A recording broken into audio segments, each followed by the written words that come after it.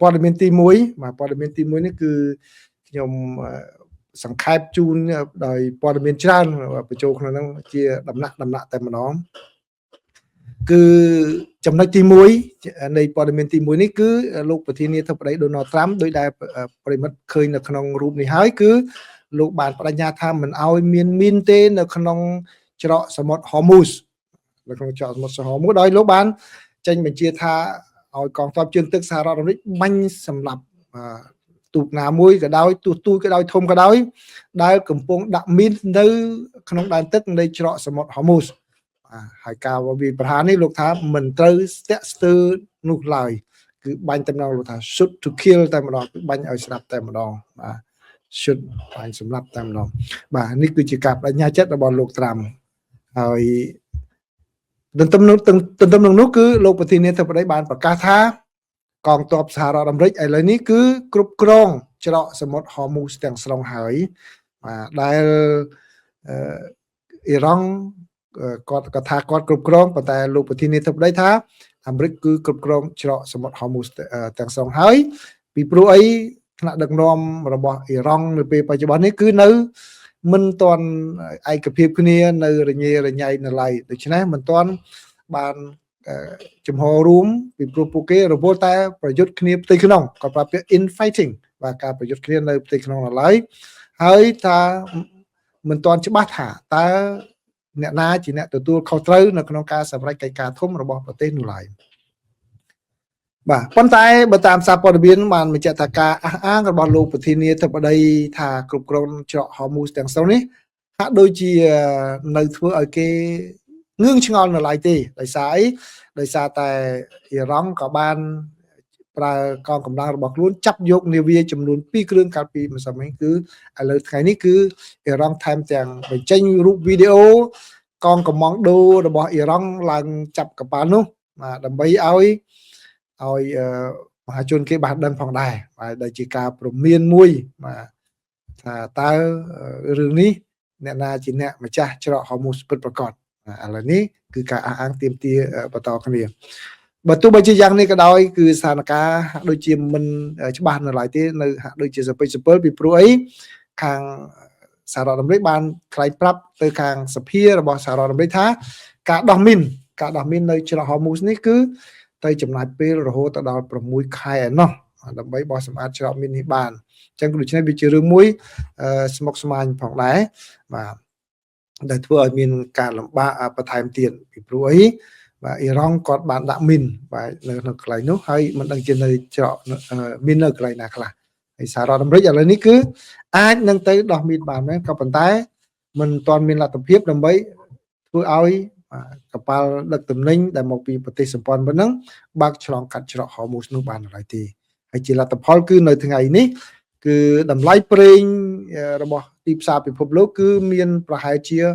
$100ក្នុង1បារ៉ែលអញ្ចឹងតម្លៃឡើងតិចម្ដងណាក៏ប៉ុន្តែក៏មិនទាន់លើស$100ខ្លាំងដែរបាទនេះគឺជាការវិវត្តមួយហើយការដែលដាក់បិទ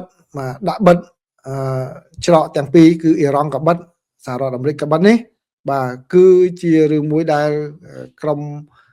មន្ត្រីនៅក្រសួងការពារជាតិរបស់សហរដ្ឋអាមេរិកត្រូវតែពន្យល់ទៅដល់ខាងសភាថាតើពួកគេមានផែនការយ៉ាងណាដើម្បីបើកច្រកនេះយ៉ាងវិញពិតប្រាកដដោះមាននេះឲ្យបានចប់សពគ្រប់នោះបាទជាលទ្ធផលគឺខាងមន្ត្រីរបស់ក្រសួងការពារជាតិរបស់សហរដ្ឋអាមេរិកថា6ខែនេះបើយោងតាមការរាយការណ៍របស់កាសែត Washington Post បាទហើយលោកប្រធានាធិបតី Donald Trump គាត់បានច្រានចោលផងដែរនៅការដែលលើកឡើងថាកប៉ាល់របស់ខាងអ៊ីរ៉ង់នៅតែអាចប្រឈមមុខបង្កជាគ្រោះថ្នាក់ទៅដល់កប៉ាល់ដឹកទំនិញដែលបើកឆ្លងកាត់ទៅកន្លែងនោះលោកថានោះគឺជាកប៉ាល់តូចបាទតែប៉ុណ្ណោះទេដែលអាចនឹងឲ្យសហរដ្ឋអាមេរិកដោះស្រាយបញ្ហានេះបានបាទគឺឥឡូវនេះឲ្យគេធ្វើអញ្ចឹងសិនទៅបាទពេលណាមួយសហរដ្ឋអាមេរិកនឹងត្រូវបាទចាត់វិធានការបញ្ចប់ស្ថានភាពនោះដោយប្រើកម្លាំងតែម្ដង I'll finish it up militarily បាទគឺបានន័យថានឹងបញ្ចប់ដោយយោធា រីឯការវិវត្តមួយទៀតបាទការវិវត្តមួយទៀតនោះដែលធ្វើឲ្យតម្លៃទីផ្សារភាគហ៊ុនមានក្តីសង្ឃឹមហើយបានលក់ចេញយ៉ាងមានតម្លៃខ្ពស់ដែរនៅថ្ងៃនេះគឺលោកប្រធានាធិបតី Donald Trump បានប្រកាសថាបទជួបបាញ់គ្នារវាងអ៊ីស្រាអែលនិងប្រទេសលីបង់គឺនឹងបន្តរយៈពេល3សប្តាហ៍ទៀតពីព្រោះកិច្ចព្រមព្រៀងនេះគឺគ្រោងនឹងចប់នៅថ្ងៃអាទិត្យនេះហើយវាជាផ្នែកមួយដែលអ៊ីរ៉ង់ក៏ថាត្រូវតែមានបទជួបបាញ់គ្នារវាងអ៊ីស្រាអែលជាមួយនឹងលីបង់ដើម្បីជប់វាយប្រហារទៅលើក្រុមហេសបូឡាដើម្បីអាចឲ្យអ៊ីរ៉ង់អាចចុះកិច្ចព្រមព្រៀងបទជួបបាញ់ជាមួយនឹងសហរដ្ឋអាមេរិកបានបាទឥឡូវនេះគឺលោកប្រធានាធិបតីប្រកាសថានឹងបន្តរយៈពេល3សប្តាហ៍ទៀតលោកបានប្រកាសតាមរយៈបណ្ដាញសង្គម True Social របស់លោកថាកិច្ចប្រជុំរវាងមន្ត្រីទាំងអស់នោះគឺដំណើរការទៅបានល្អហើយលោកបាទគឺគាត់លោកប្រធានាធិបតីចង់ឲ្យមេដឹកនាំនៃប្រទេសអ៊ីស្រាអែលហើយនិងមេដឹកនាំនៃប្រទេសលីបង់ហ្នឹងមកជួបគ្នានៅពេលណាមួយនៅជាមួយលោកនៅខាងរដ្ឋធានី Washington នេះផងដែរដើម្បីប្រជុំដើម្បីដោះស្រាយបញ្ហាយ៉ាងណាទប់ស្កាត់ធ្វើយ៉ាងណាកុំឲ្យក្រុមហេសបូឡានេះមានកម្លាំងថែមទៀតដែលបង្កការគំរាមកំហែងទៅដល់តំបន់ក៏ដូចជាទៅលើប្រទេសអ៊ីស្រាអែលផងដែររីឯការវិវត្តមួយទៀតគឺប្រិមត្តនៅចាំបានហើយកាលពីថ្ងៃម្សិលមិញគឺលោករដ្ឋមន្ត្រីក្រសួងសង្គ្រាម Pete Hegseth បានបណ្ដេញលោករដ្ឋលេខាធិការដែលទទួលបន្ទុកទាហានជើងទឹករបស់សហរដ្ឋអាមេរិកឥឡូវនេះគឺសមាជិករដ្ឋសភាបាទអ្នកតាក់តែងច្បាប់របស់សហរដ្ឋអាមេរិកដែលមកពីគណៈបកទាំងពីរតែម្ដងមានការព្រួយបារម្ភសម្ដែងការព្រួយបារម្ភចំពោះការបណ្ដេញលោក John Palahniuk ចេញបាទដោយខាងគណៈបកសាធារណរដ្ឋបានចោទសួរលោករដ្ឋមន្ត្រីក្រសួងការពារជាតិហ្នឹងថាតើការដឹកនាំរបស់លោកហ្នឹងមានលក្ខណៈយ៉ាងម៉េចដែរបានជាឃើញមានទំនាស់ជាមួយនឹងមេតបធំនឹងជាបន្តរហូតដល់មានការបណ្ដេញជាបន្តបន្ទាប់ក្នុងខណៈពេលដែលអ្នកតាក់តែងច្បាប់ដែលមកពីខាងគណៈបកប្រជាធិបតេយ្យវិញគាត់បានព្រមានថាការធ្វើបែបនេះអាចនឹងបង្កឲ្យមានការចលាចលនៅទូទាំងក្រសួងការពារជាតិនោះហើយការចាក់ចេញយ៉ាងតក់ក្រហល់របស់លោក Palin បាទគឺកើតមានឡើងដោយមិនមានការពន្យល់ច្បាស់លាស់នោះទេបាទដោយសារតែមានការប្រកួតប្រជែងគ្នាឆ្លោះគ្នានៅក្នុងក្រសួង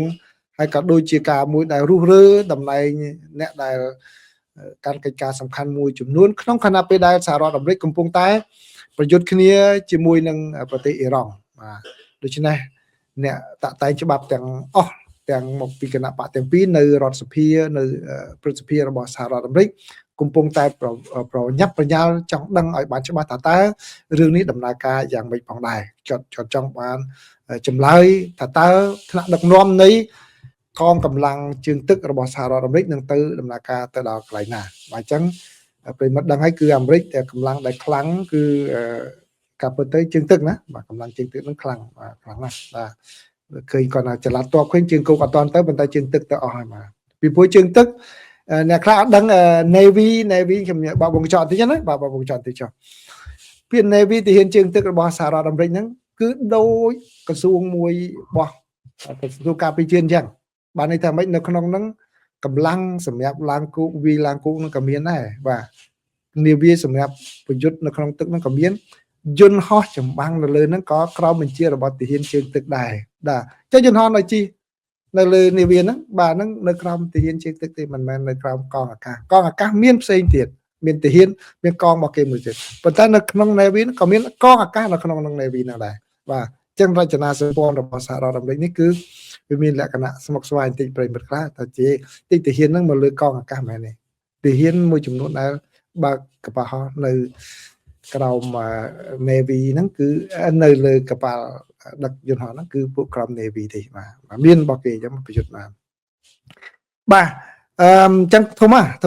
កម្លាំងជើងទឹករបស់សហរដ្ឋអាមេរិកធំអញ្ចឹងហើយដូច្នេះបានធ្វើឲ្យបាទអ្នកតាក់តែងច្បាប់សហរដ្ឋអាមេរិកនឹងមានការព្រួយបារម្ភណាស់ពីព្រោះកម្លាំងខ្លាំងគឺជើងទឹករបស់សហរដ្ឋអាមេរិកហើយការចាក់ចេញដោយមិនធ្វើដោយមានការបញ្យលនេះគឺនាំឲ្យមានការងឿងឆ្ងល់ជាច្រើនហើយនឹងធ្វើឲ្យមានការតានតឹងកាន់តែខ្លាំងអំពីការដឹកនាំរបស់លោក Hegseth នៅពេលដែល សភានៅពេលដែលសភាក៏អញ្ជើញលោកមកបញ្យលអំពីកិច្ចការនេះនៅសប្តាហ៍ក្រោយនៅគណៈកម្មាធិការសេវាកម្មយោធារបស់រដ្ឋសភានោះគឺប្រកាសណាស់គឺរដ្ឋសភានឹងសាកសួរលោកអំពីការដឹកនាំនិងការវិវត្តជាពិសេសការបណ្ដេញលោករដ្ឋលេខាធិការទទួលបន្ទុកទាហានជើងទឹករបស់សហរដ្ឋអាមេរិកនេះហើយបាទគឺច្បាស់ជាមានសំណួរនេះហើយជាពិសេសក្នុងពេលប្រហែលសប្តាហ៍មុននេះគាត់ក៏បានដេញនាយអគ្គសេនាធិការគឺលោក Randy George លោកនាយឧត្តមសេនីយ៍ Randy George ផ្កាយមាស4ណាផងដែរដែលជានាយឧត្តមសេនីយ៍មួយរូបដែលមានការគោរពយ៉ាងខ្លាំងក្លានៅក្នុងជួរយោធាហើយនឹងមានមន្ត្រីជាន់ខ្ពស់មួយចំនួនទៀតដែលត្រូវបានបណ្ដឹងចេញបាទនេះជាការវិវត្តមួយរីឯការវិវត្តចុងក្រោយនៅក្នុងព័ត៌មានទី1នេះគឺនាវាដឹកយន្តហោះទី3របស់សហរដ្ឋអាមេរិកដែលមានឈ្មោះថា George Washington សំទោសបាទ George W Bush បាទឥឡូវនេះបានទៅដល់ហើយតំបន់មជ្ឈមបូព៌ាគឺនៅសមុទ្រជិតប្រទេសអ៊ីរ៉ង់តែម្ដងដោយមានកងនាវាចម្បាំងអមនឹងទៅជាមួយផងដែរបាទគឺទៅដល់នៅថ្ងៃប្រហ័ននេះហើយតាមការប្រកាសឲ្យដឹងបាទជានាវាទី3ណានាវាដឹកយន្តហោះទី3ហើយដែលធ្វើដំណើរទៅប្រចាំការនៅទីនោះត្រៀមសម្រាប់ការប្រយុទ្ធបាទដែលជាការមួយបង្កើននៅកងកម្លាំងយោធារបស់សហរដ្ឋអាមេរិកថែមទៀតដែលអាចអនុញ្ញាតឲ្យលោកប្រធានាធិបតីបាទចាត់ចំណាត់ការយ៉ាងណាដើម្បីដាក់សម្ពាធទៅលើរដ្ឋាភិបាលអ៊ីរ៉ង់ឲ្យចោះចាញ់ជាពិសេសគឺប្រកល់ជូននៅកម្មវិធីនុយក្លេអ៊ែររបស់ខ្លួនហើយក៏ដូចជាការបើកឡើងវិញនៅច្រក Hormuz ហើយនឹងក៏យល់ព្រមឡើងផងដែរបាទនៅបទជបាញ់ដែលធ្វើឲ្យតំបន់នេះមានស្ថិរភាពឡើងវិញការទៅដល់របស់នាវាដឹកយន្តហោះ USS George W Bush ជាមួយនឹងក្រុមវាយប្រហារនោះគឺមានទាហាននៅលើនោះគឺរាប់ពាន់នាក់ផងដែរបាទហើយនឹងក៏មានយន្តហោះចម្បាំងដែលទំនើបរាប់សិបគ្រឿងរបស់សហរដ្ឋអាមេរិកក៏ទៅទីនោះផងដែរនេះបើយោងតាមការប្រកាសរបស់បញ្ជាការដ្ឋានយុទ្ធភូមិភាគកណ្ដាលដែលពិនិត្យមើលប្រតិបត្តិការនៅក្នុងតំបន់មជ្ឈមបូព៌ាហើយវាគឺជាផ្លូវមួយដែលត្រូវបានគេពិនិត្យមើលយ៉ាងដិតដល់ថាតើលោកប្រធានាធិបតីខិតខំស្វែងរកឲ្យមានការរីកចម្រើននៅក្នុងការចរចាគ្នានេះដោយរបៀបណា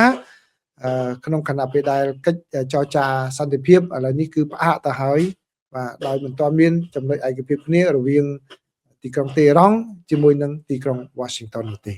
បាទនេះជាព័ត៌មានទី1ណាសង្ខេបរៀងវែងជូនប្រិយមិត្តតិចរីឯព័ត៌មានទី2វិញគឺនៅថ្ងៃនេះបាទបើយោងតាមអាជ្ញាធរសហព័ន្ធបានឲ្យដឹងថាគេបានចោទប្រកាន់យោធាបាទទាហានដែលនៅកងកម្លាំងពិសេសមួយរូបពីបទពាក់ព័ន្ធជាមួយនឹងការដែលចូលចាប់លោក Nicolas Maduro បាទអញ្ចឹងគាត់ចូលរួមពាក់ព័ន្ធនៅក្នុងប្រតិបត្តិការនឹងគេមិនបញ្ជាក់ថាតើគាត់ជាអ្នកទៅចាប់ផ្ទាល់ឬក៏ជាអ្នកបញ្ជាប៉ុន្តែនៅក្នុងប្រតិបត្តិការហ្នឹងគឺមានគាត់មួយដែរបាទមានគាត់មួយដែរដែលចូលរួមពាក់ព័ន្ធនៅក្នុងប្រតិបត្តិការចាប់លោក Nicolas Maduro បាទប៉ុន្តែបែរជាគាត់ខ្លួនឯងហ្នឹងជាអ្នកមកភ្នាល់នៅក្នុងតាមគេហទំព័រតាមអនឡាញកន្លែង website អនឡាញពីព្រោះ website មួយរបស់គេហ្នឹងគេមានសម្រាប់ភ្នាល់គ្នាថាតើឧទាហរណ៍ដូចតែភ្នាល់គ្នាថាតើវាយឬមិនវាយចាប់បាននេះឬក៏យ៉ាងម៉េចហ្នឹងគេភ្នាល់ទៅតាមស្ថានភាពជាក់ស្ដែងហ្នឹងតែម្ដងបាទមានអញ្ចឹងទៀតណាបាទមានអញ្ចឹងទៀតបាទហើយលោកហ្នឹងគាត់ចូលទៅភ្នាល់ថាពិតជាចាប់នឹងចាប់បានស្រាប់ទីបំផុតគាត់ឈ្នះបាន$40,000បាទ$400,000បាទ$400,000ច្រើនណាបាទគឺគាត់ឈ្នះនៅក្នុងការភ្នាល់គ្នាហ្នឹងក៏ប៉ុន្តែក្រោយមកគេស៊ើបឃើញទៅបាទគាត់ឈ្មោះថា Ken Van Dyke បាទជាយោធាសកម្មរបស់សហរដ្ឋអាមេរិកដែលពាក់ព័ន្ធជាមួយនឹងប្រតិបត្តិការចាប់លោក Nicolas Maduro នេះហើយគាត់នឹងគឺដោយសារគាត់ដឹងព័ត៌មានសម្ងាត់មុនហើយគាត់យកទៅចាក់ឆ្នោតអញ្ចឹងទៅវាមិនខុសទេបាទមិនខុសមិនខុសច្បាប់ប៉ុន្តែចាក់អត់ខុសបាទពីព្រោះគាត់អ្នកដឹងប្រតិបត្តិការហ្នឹងអញ្ចឹងដូច្នេះ website ដែលគេចាក់ហ្នឹងគឺឈ្មោះ poly market មានណាដែលភ្នាល់រឿងហ្នឹងខ្ញុំមិនតែអត់ដែរទៅដឹងថ្ងៃហ្នឹងនិយាយទៅស្មោះត្រង់ទៅមាន website ភ្នាល់អញ្ចឹងដែរណា poly market ឈ្នះនៅក្នុងរូបនេះរូបដែលខ្ញុំដាក់មកហ្នឹងគឺនេះលុយដែលគាត់ទទួលបាននៅក្នុងអត្ថបទហ្នឹងលុយគាត់ទទួលបានប្រមាណហ្នឹងគេដាក់នៅក្នុងហ្នឹងបាទគេមានផតតាងបាទអញ្ចឹងទៅបានចាប់ខ្លួននិងចោទប្រកាន់ពីបទច្រើនគឺតាក់ទងជាមួយនឹងការខ្លែងបន្លំការបោកប្រាស់តាមអនឡាញការលួចហើយនឹងការប្រើប្រាស់ព័ត៌មានសម្ងាត់របស់រដ្ឋដើម្បីផលប្រយោជន៍ផ្ទាល់ខ្លួនក្មេងដែរណាវ៉ាន់ដៃអាយុ38ឆ្នាំមកពីទីក្រុង Fayetteville រដ្ឋ North Carolina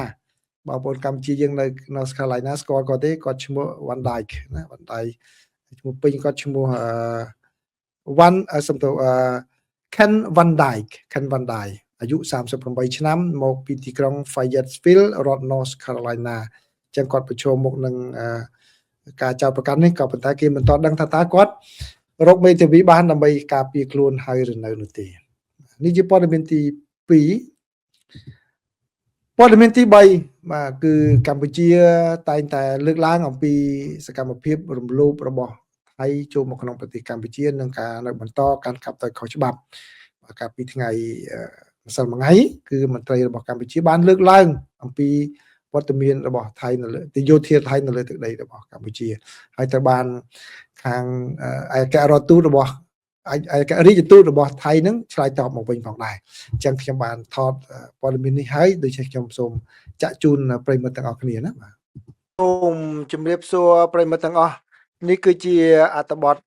2របស់សារព័ត៌មានមួយដែលផ្សាយពីប្រទេសកម្ពុជាគឺ Khmer Times ហើយនឹងអត្ថបទមួយទៀតរបស់កាសែត Khawsod របស់ប្រទេសថៃខ្ញុំសូមដកសងអត្ថបទទាំងពីររបស់សារព័ត៌មានទាំងពីរដែលមួយនៅកម្ពុជាមួយនៅថៃពាក់ព័ន្ធនឹងបញ្ហាតែមួយគឺខាងមន្ត្រីរបស់កម្ពុជាហើយនឹងអ្នកការទូតរបស់ថៃបានប៉ះទង្គិចគ្នាដោយពាក្យសម្ដីនៅឯវេទិការបស់អង្គការសហប្រជាជាតិស្ដីពីការអភិវឌ្ឍហៅថាវេទិកា ECOSOC ពាក់ព័ន្ធជាមួយនឹងចំនួនតាមព្រំដែនរវាងប្រទេសកម្ពុជាហើយនិងប្រទេសថៃដែលប៉ះពាល់ទៅដល់ការអភិវឌ្ឍបាទជាដំបូងនេះគឺខ្ញុំសូមដកស្រង់ត្រួសទេណាមិនទាំងអស់ទេពីកាសែត Khmer Times បើយោងតាមកាសែត Khmer Times បានរាយការណ៍ថាកម្ពុជាបានថ្កោលទោសយ៉ាងខ្លាំងចំពោះការឈ្លានពានម្ដងហើយម្ដងទៀតនិងសកម្មភាពឈ្លានពានរបស់ប្រទេសថៃដោយព្រមានថាចំនួនប្រដាប់អាវុធដែលកំពុងបន្តបានបង្កឲ្យមានទុក្ខវេទនាយ៉ាងធ្ងន់ធ្ងរដល់មនុស្សនិងការខូចខាតសេដ្ឋកិច្ចយ៉ាងធ្ងន់ធ្ងរ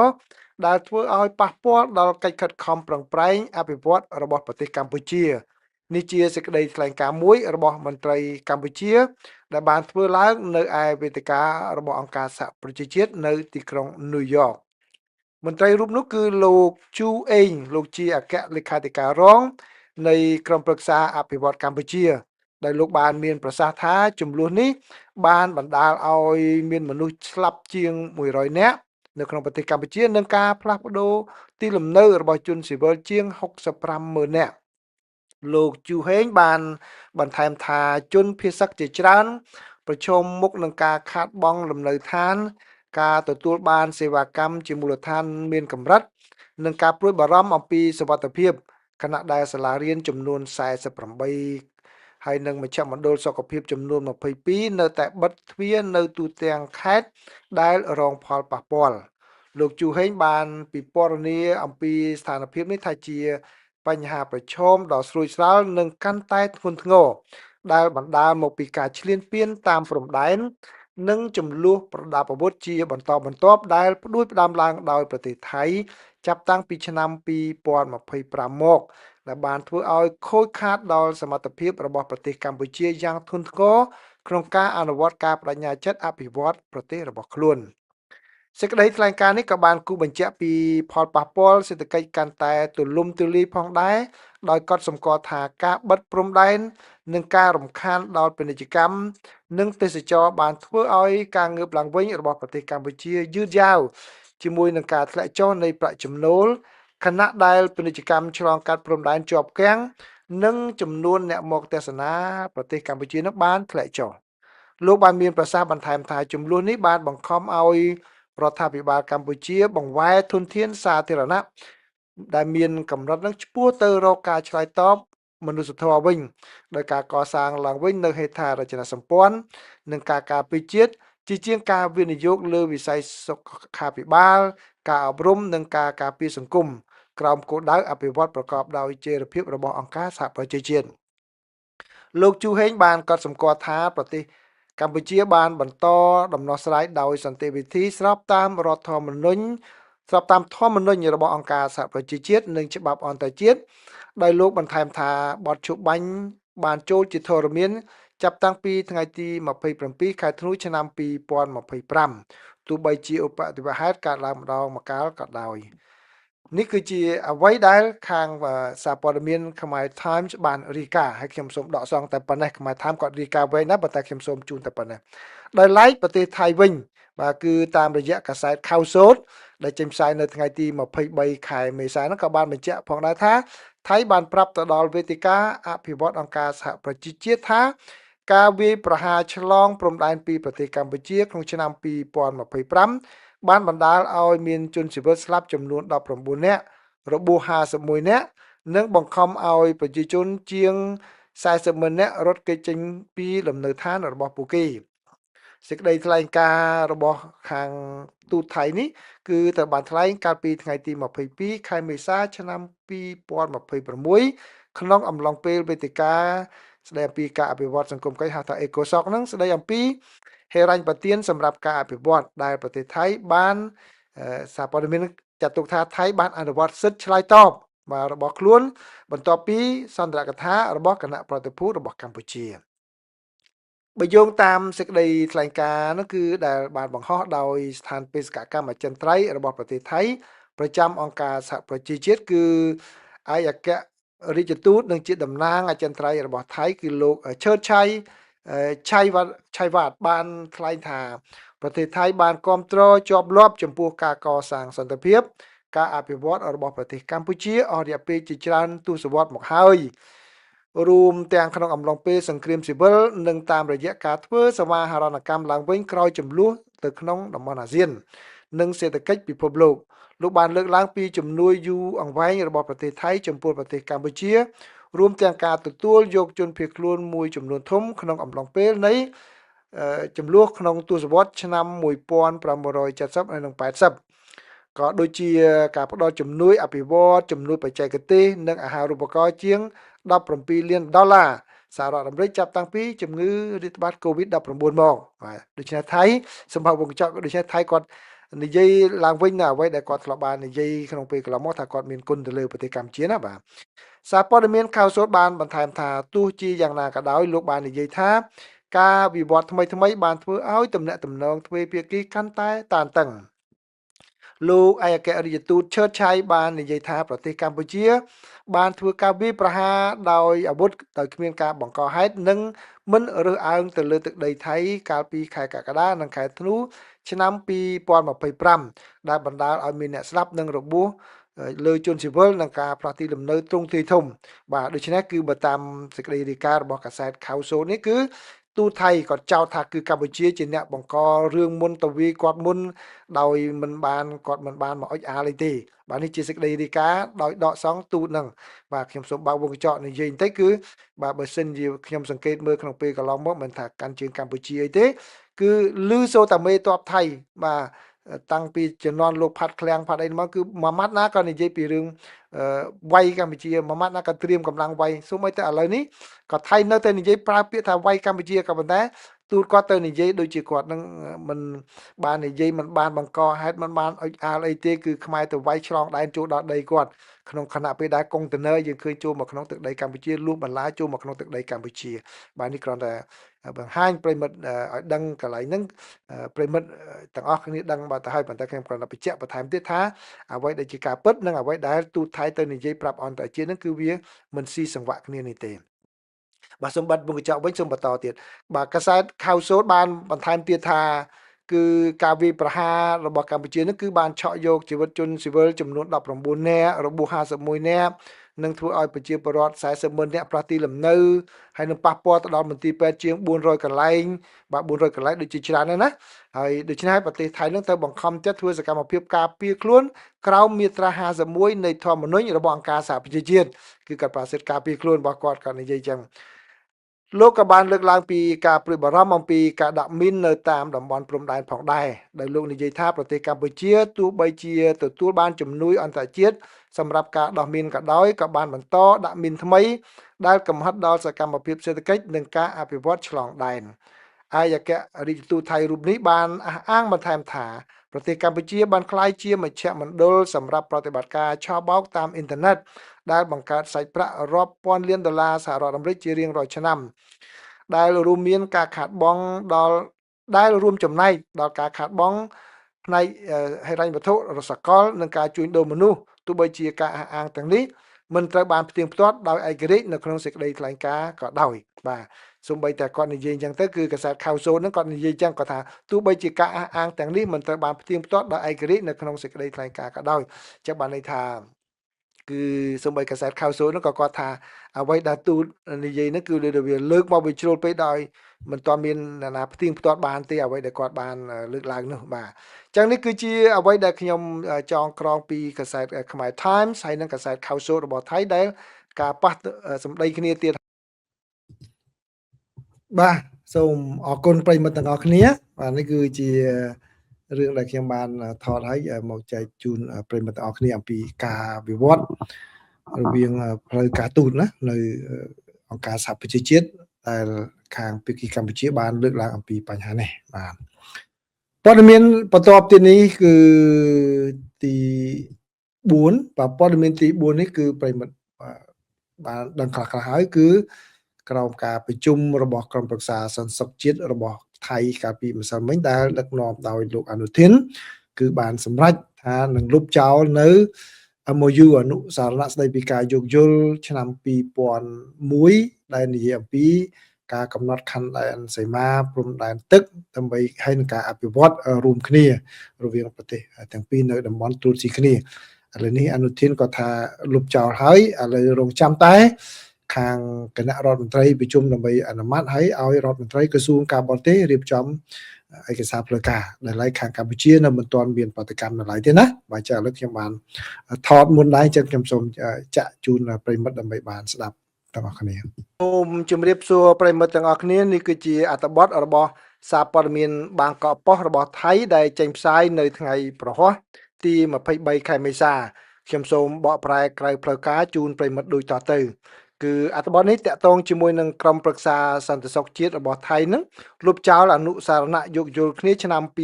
2001ដែលនិយាយអំពីព្រំដែនទឹកជាមួយនឹងប្រទេសកម្ពុជាសារព័ត៌មានបាងកកប៉ុស្តិ៍បានរាយការណ៍ថាក្រុមប្រឹក្សាសន្តិសុខជាតិនៅថៃនៅថ្ងៃ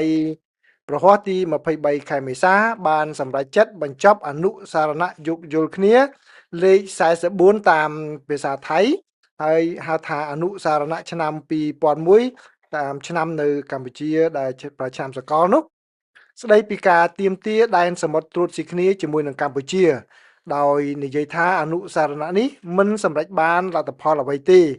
ហើយផ្ទុយទៅវិញបានជំរុញឲ្យមានការមិនទុកចិត្តគ្នារវាងប្រទេសជិតខាងទាំងពីរនេះអ្នកនាំពាក្យរដ្ឋាភិបាលលោកស្រីរ៉ាច់ឆាដាថាណាឌីរ៉េកបាននិយាយនៅថ្ងៃប្រហ័សនោះថាក្រុមប្រឹក្សា NSC បាទក្រុមប្រឹក្សាសន្តិសុខជាតិនោះបានពិភាក្សានៅក្នុងកិច្ចប្រជុំលើកទី2របស់ខ្លួននៅឆ្នាំ2026នេះ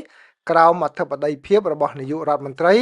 និងជារដ្ឋមន្ត្រីក្រសួងមហាផ្ទៃគឺលោកអនុทิនឆាន់វីរគុលនឹងបានយល់ព្រមជាគោលការណ៍ក្នុងការលុបចោលកិច្ចព្រមព្រៀងនេះការសម្រេចចិត្តនេះនឹងត្រូវបញ្ជូនទៅគណៈរដ្ឋមន្ត្រីដើម្បីពិចារណាមុនពេលក្រសួងការបរទេសរបស់ថៃចាប់ផ្ដើមដំណើរការដើម្បីបញ្ចប់ជាផ្លូវការបានន័យថានឹងតាក់ទងជូនដំណឹងមកខាងភាគីកម្ពុជាអនុសារណៈយោគយល់គ្នាលេខ44ឬឆ្នាំ2001នេះមានបំណងណែនាំឲ្យមានការចរចាលើការទាមទារដែនសមុទ្រត្រួតស៊ីគ្នារវាងប្រទេសថៃនិងកម្ពុជាដោយមានគោលបំណងអនុញ្ញាតឲ្យមានការអភិវឌ្ឍរួមគ្នានៃតំបន់ឆ្នេរសមុទ្រដែលមានសក្តានុពលសម្បូរធនធានទោះជាយ៉ាងណាក៏ដោយ អ្នករិះគន់បានចង្អុលបង្ហាញជាយូរមកហើយអំពីកង្វះវឌ្ឍនភាពនិងការព្រួយបារម្ភថាកិច្ចព្រមព្រៀងនេះអាចធ្វើឲ្យបញ្ហាអធិបតេយ្យភាពកាន់តែស្មុគស្មាញដែលរួមចំណែកដល់ភាពតានតឹងជាប្រចាំនៅក្នុងទំនាក់ទំនងទ្វេភាគីបាទនេះគឺជាការរាយការណ៍របស់ខាងបាងកកប៉ុស្តិ៍គាត់សរសេរអញ្ចឹងណាបាទលោកស្រីរាឆាដាបាននិយាយបន្ថែមថាការសម្រេចចិត្តនេះផ្អែកលើហេតុផល3យ៉ាងតែថៃប្រើណាហេតុផលទី1គឺអនុសារណៈស្ដីពីការយោគយល់គ្នាឆ្នាំ2001នេះត្រូវបានបំរុងទុកជាក្របខ័ណ្ឌសម្រាប់ការចរចាការគ្រប់គ្រងរួមគ្នានៃធនធានបាតសមុទ្រនៅក្រៅប្រទេសរវាងប្រទេសថៃនិងកម្ពុជាប៉ុន្តែក្នុងរយៈពេលជាង2ទសវត្សរ៍មកនេះភាគីទាំងពីរ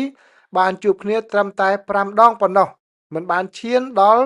កិច្ចព្រមព្រៀងដែលផ្ដល់ផលប្រយោជន៍ទៅវិញទៅមកនឹងបានធ្វើឲ្យចំនួនព្រំដែនសមុទ្រកាន់តែធ្ងន់ធ្ងរឡើងជាជាងការអនុញ្ញាតឲ្យមានការអភិវឌ្ឍរួមគ្នានេះបើយោងតាមហេតុផលថៃលើកឡើងបាទហើយខ្ញុំបើកមុខកញ្ចក់បន្តិចកន្លែងហ្នឹងគឺបើតាមសេចក្តីរាយការណ៍កន្លងមកដូចជាមិនទាន់មានដែលមានទំនាស់ឲ្យផ្លូវសមុទ្រក្នុងពេលកន្លងមកជារឿងធំដុំនោះទេប៉ុន្តែថៃគាត់លើកឡើងអញ្ចឹងបាទរីឯហេតុផលទី2ដែលថៃគាត់លើកឡើងគាត់ថាគឺការលុបចោលអនុសារណៈស្ដីពីការយោគយល់គ្នានេះគឺមានន័យថាបញ្ចប់ការចរចាក្រោមក្របខ័ណ្ឌរបស់ MOU នេះប្រសិនបើប្រទេសកម្ពុជានៅតែចង់បន្តការអភិវឌ្ឍរួមគ្នាគឺកម្ពុជាគួរតែបង្ហាញពីចេតនារបស់ខ្លួនដើម្បីឲ្យប្រទេសទាំងពីរអាចចរចាក្របខ័ណ្ឌថ្មីដែលអាចធ្វើទៅបានដែលជៀសវាងការបង្កចំនួនអធិបតេយ្យភាពចឹងបានចំណុចទី2នេះគឺជារឿងមួយយកមកដាក់សម្ពាធទៅលើប្រទេសកម្ពុជាថាឥឡូវបើចង់ចរចាអភិវឌ្ឍរួមគ្នាគឺត្រូវលុបMOU នឹងចោលបាទដើម្បីឲ្យមានការចរចាកុំឲ្យមានទំនាស់រីឯហេតុផលទី3ដែលថៃប្រើវិញបានបញ្ជាក់ថាភាពតានតឹងរវាងប្រទេសថៃនិងកម្ពុជាម្ដងហើយម្ដងទៀតក្នុងរយៈពេល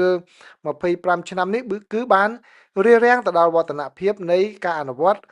MOU នឹងដោយសារការប៉ះទង្គិចនៅតែបន្តការចរចាដ៏មានអត្ថន័យលើការអភិវឌ្ឍរួមគ្នានៅក្រៅប្រទេសក៏នៅតែពិបាកលោកស្រីរាឆាដាបានបន្ថែមថាអតិភិបគួរតែសម្រាប់ភាគីទាំងពីរក្នុងការព្រមព្រៀងគ្នាលើព្រំដែនសមុទ្រជាមុនសិនអញ្ចឹងគឺអនុញ្ញាតរៀបចំផែនទីច្បាស់លាស់សិនបន្ទាប់មកបន្តការអភិវឌ្ឍរួមគ្នាដោយស្មោះត្រង់ដោយការចែករំលែកផលប្រយោជន៍ដោយយុត្តិធម៌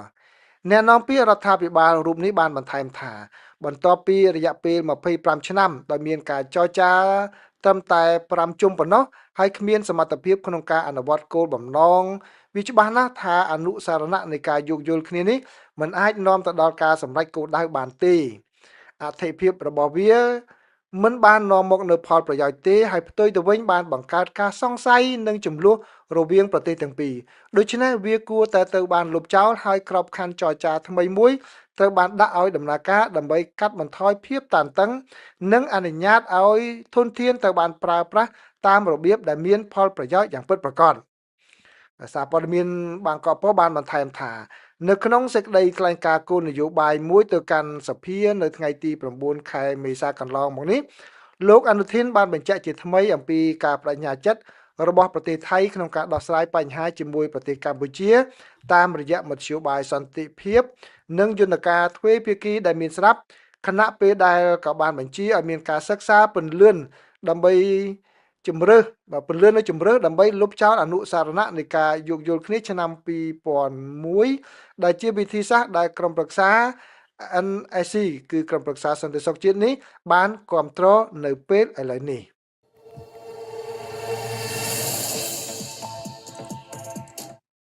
បាទសូមអរគុណប្រិយមិត្តទាំងអស់គ្នា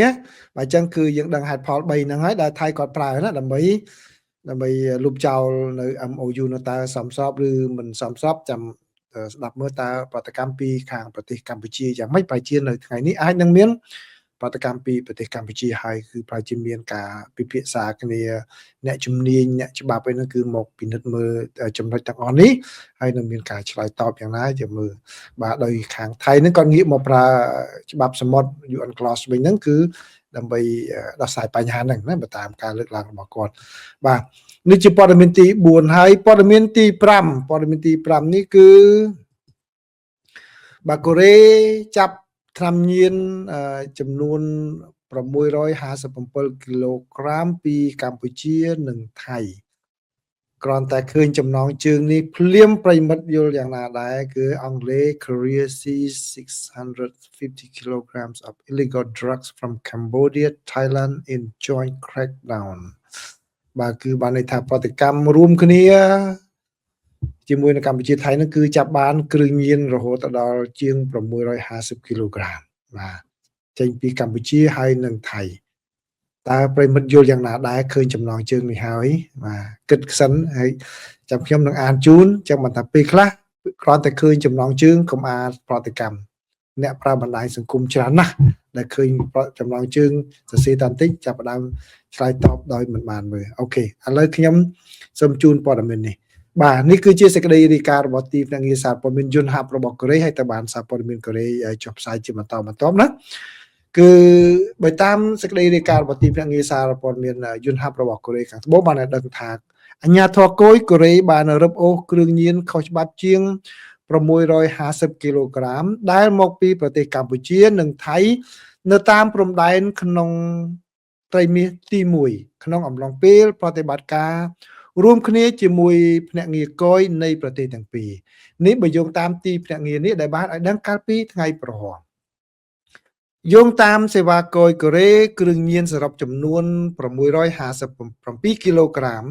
ត្រូវបានរឹបអូសក្នុងរយៈពេលពីខែមករាដល់ខែមីនាទីភ្នាក់ងារនេះបាននិយាយថាមេតាំហ្វេតាមីនកញ្ឆានិងអេតូមីដេតនិងជាសារធាតុស្ពឹកត្រូវបានរួមបញ្ចូលក្នុងចំណោមគ្រឿងញៀនដែលរឹបអូសបានក្នុងករណីចំនួន32ដែលត្រូវបានរកឃើញដោយការស៊ើបអង្កេតរួមគ្នាទាំងពីរករណីចំនួន28ពាក់ព័ន្ធនឹងគ្រឿងញៀនចំនួន651.4 គីឡូក្រាមត្រូវបានចាប់ក្រោមការបង្ក្រាបរួមគ្នាដែលមានឈ្មោះថា Trident ជាមួយនឹងអាជ្ញាធរថៃទីភ្នាក់ងារនេះបាននិយាយថាបរិមាណគ្រឿងញៀនដែលរឹបអូសបានជាចំនួនខ្ពស់បំផុតសម្រាប់ការបង្ក្រាបតែមួយចាប់តាំងពីប្រទេសទាំងពីរបានចាប់ផ្ដើមអនុវត្តប្រតិបត្តិការនេះនៅឆ្នាំ2022ទីភ្នាក់ងារនេះបាននិយាយថាករណីសរុបចំនួន14ដែលពាក់ព័ន្ធនឹងគ្រឿងញៀនខុសច្បាប់ចំនួន1037 គីឡូក្រាមត្រូវបានរកឃើញក្នុងអំឡុងពេលស៊ើបអង្កេតរួមគ្នាក្នុងពេលកន្លងមកចំនួន5លើកដោយឡែកនៅប្រទេសកម្ពុជាវិញអាជ្ញាធរបានបង្ក្រាបករណីចំនួន4ដែលពាក់ព័ន្ធនឹងគ្រឿងញៀនខុសច្បាប់ចំនួន5.7 គីឡូក្រាមក្រោមប្រតិបត្តិការ Lionstone ដែលត្រូវបានចាប់អនុវត្តពីថ្ងៃទី26ខែមករាដល់ថ្ងៃទី28ខែកុម្ភៈកយបាននិយាយថាកូរ៉េនិងកម្ពុជាធ្វើការយ៉ាងជិតស្និទ្ធចាប់តាំងពីឆ្នាំមុននិងបានទប់ស្កាត់អ្នកជួញដូរពីការបង្វែរផ្លូវផ្គត់ផ្គង់គ្រឿងញៀនរបស់ពួកគេទៅកាន់ប្រទេសជិតខាងផ្សេងទៀតបាទឃើញទេប្រិមត្តគាត់តែឃើញចំណងជើងនេះភ្លាមមានអ្នកមួយចំនួនយើងអាចដឹងអារម្មណ៍របស់គាត់ថាគិតយ៉ាងម៉េចអំពីប្រទេសកម្ពុជាអ្នកដែលភ័យខ្លួនអ្នកដែលមើលក្នុងកម្ពុជាក្នុងផ្លូវអវិជ្ជមានគឺពិតជាថាថ្នាំញៀននឹងទៅពីកម្ពុជានឹងច្រើនហើយការពិតពីថៃគឺជាង600 គីឡូក្រាមកម្ពុជាមានតែ6 គីឡូក្រាមចុះបាទគឺមិននឹងស្មើអាកតុយនឹងផងឃើញទេបាទអញ្ចឹងតែដាក់ចំណងជើងមកភ្លាមអាចនឹងធ្វើឲ្យអ្នកដែលនេះថាអូបើជិះទៅពីកម្ពុជាចាការពិតថៃជាច្រើនជាងហ្នឹងហើយក្នុងកិច្ចសហប្រតិបត្តិការកន្លងមករវាងកូរ៉េហើយនិងថៃចាប់បានរហូតដល់ជាង1000 គីឡូឯណោះបាទមួយតោនបាទគឺពីថៃដូច្នេះតែអ្នកណាចោតអ្នកណាយ៉ាងម៉េចអាហ្នឹងគឺយើងមើលកន្លែងហ្នឹងអញ្ចឹងបានពេលខ្លះគេថាមើលតែចំណងជើងហើយយើងធ្វើប្រតិកម្មអាចនឹងខុសណាអាចនឹងខុសបាទវាបើមិនមានវិជាការល្អមិនមានជាការល្អក៏ប៉ុន្តែបើយើងមើលពីចំនួនប្រទេសថៃនេះគឺច្រើនណាស់បាទនេះគឺជាព័ត៌មានដែលខ្ញុំចងក្រងសម្រាប់ប្រិមិត្តទាំងអស់គ្នាដើម្បីឲ្យបានដឹងនៅ ក្នុងកម្មវិធីបច្ចុប្បន្នភាពអាមេរិកឥឡូវហ្នឹងមិនមែនតែរឿងអាមេរិកស្ទើរទេណាមានរឿងបន្ថែមទៀតផងបាទពីព្រោះរឿងល្អដែលយើងគួរតែដឹងផងដែរបាទអញ្ចឹងសូមអរគុណប្រិមិត្តច្រើនដែលបានចូលមកស្ដាប់ការចែករំលែកព័ត៌មានរបស់ខ្ញុំនេះបាទថ្ងៃនេះគឺយូរម៉ោងទៅហើយអញ្ចឹងมันអាចនៅបានឆ្លើយនឹងសំណួរចម្លើយខ្ញុំជឿថាមានចង់ដឹងសំណួរច្រើនតាក់ទងជាមួយនឹងរឿងថៃកម្ពុជាជាពិសេស MOU ហ្នឹងបាទចង់ដឹងច្រើនប៉ុន្តែខ្ញុំសូមអធិស្ឋានថ្ងៃនេះបើមិនអាចឆ្លើយសំណួរបានដោយសាររវល់ដែរថ្ងៃនេះរវល់ច្រើនម៉ោងដែរហើយណាបាទអញ្ចឹងសូមអរគុណប្រិមិត្តសូមជម្រាបលា